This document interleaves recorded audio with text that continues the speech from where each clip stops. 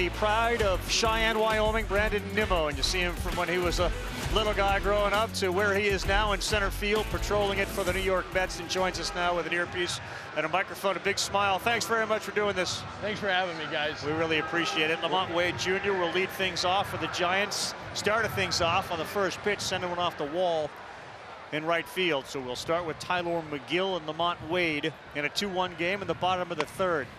I think we're going to go back to Cheyenne and some of the things, the obstacles, challenges that you had to deal with to become a baseball player in that area.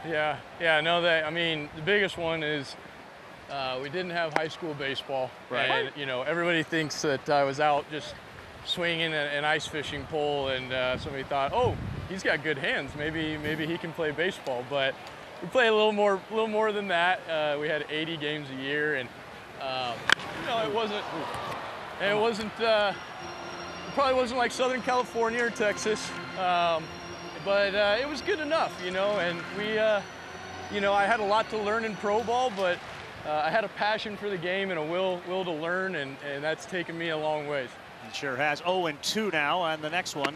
This is, before we dive into where we are now, you also were not only ice fishing, or allegedly, you were riding steer and bulls and other things. Yes. Tell us about that. Yeah, so it's like a rite of passage in my family. When you're around like 7, 8 years old, you got to ride a steer, or at least try to try and persuade you. That might be one. Nope. Didn't quite go far enough. Smart play. Guillermo had that the whole baby. time. Very nice. Oh boy, great job. One out. Yeah, no, so it's like a rite of passage to try and ride a steer, and it's supposed to keep you from wanting to do rodeo.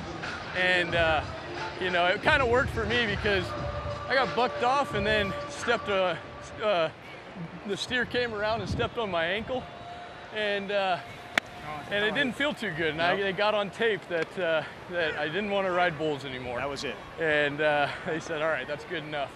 We'll make you not do this anymore. So we chose baseball, and I guess it worked out. You think? Worked out all right. You got the big new deal, but you've also done a lot to keep getting better. You know, the Mets invest not only in you and the present, it's for the future. How important was that statement to you? Yeah, no, I mean, it was huge. You know, the Cohens, they are so in on winning a World Series, and they have shown that by more than just words, a lot of actions since I've been here, and that was really important to me. You know, later half of my career, I wanted to be a part of an organization that was wanting to win World Series and do it on a consistent basis, and that was really important to me.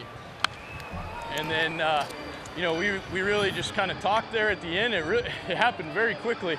I hadn't heard from them, and then within 4 hours, we had the deal done. And you know, Alex and Steve have treated me like family. 2 balls, 2 strikes. Well, you're going to be in that uniform for a while. You won't have to be like Conforto is. You know, you used to have him as a teammate. Now he's on the other side. Yeah, Conforto. Oh, well, boy. Yeah, he's a great shortstop. That boy Lindor. Yeah, no, Conforto was one of my best friends, honestly, on the team, and I was so sad to see him go, and I wish him nothing but the best when he's not playing us. But I hear you. Same with this guy, JD, man. I hung out with him, grew up with him, and great guy, great hitter. I wish him the best, but you know, they just need to go different paths. And and you know, I think it's working out for both of them. I hope Mike has a great year this year. I know he's got so much potential that we've all seen. And just a really unfortunate injury, gosh dang. Yeah, I mean, but he can be a star in the game, there's no question. Speaking of stars, here's a question from a fan at home. If they were making a movie about your life, who would you want to play you? Oh, man. How about Kevin Costner? He always plays in good baseball movies. So there you go. Let's go with Kevin Costner, even though I think he might be over that, but I'd like to see it happen. You watch Yellowstone? You a Yellowstone fan? I do. Like everyone else in the country, they're making all the land in Wyoming super expensive because now everybody's seeing what Wyoming's like, and they're like, oh, let's move out there. See, see what we got. I think you can afford it, buddy. It's all right. Yeah. You know me. I come from the son of an accountant, so he's still watching everything and making sure I'm not doing anything too stupid. Now here's Jock Peterson now with the 1-1 count after Davis got hit by a pitch. Brandon Nimmo out there in center field talking with us on Sunday Night Baseball. Laying off that nice Hey, curve. Brandon, you made a huge adjustment. You moved deeper to play that position last year. Yeah.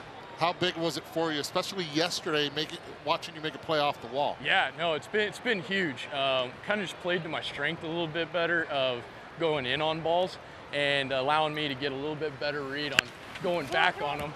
Hopefully we'll get this out here. And then that allowed me to be a better center fielder because I would get better reads on the ball. So it's made a huge adjustment for me, and hopefully it'll lead to a Gold Glove someday.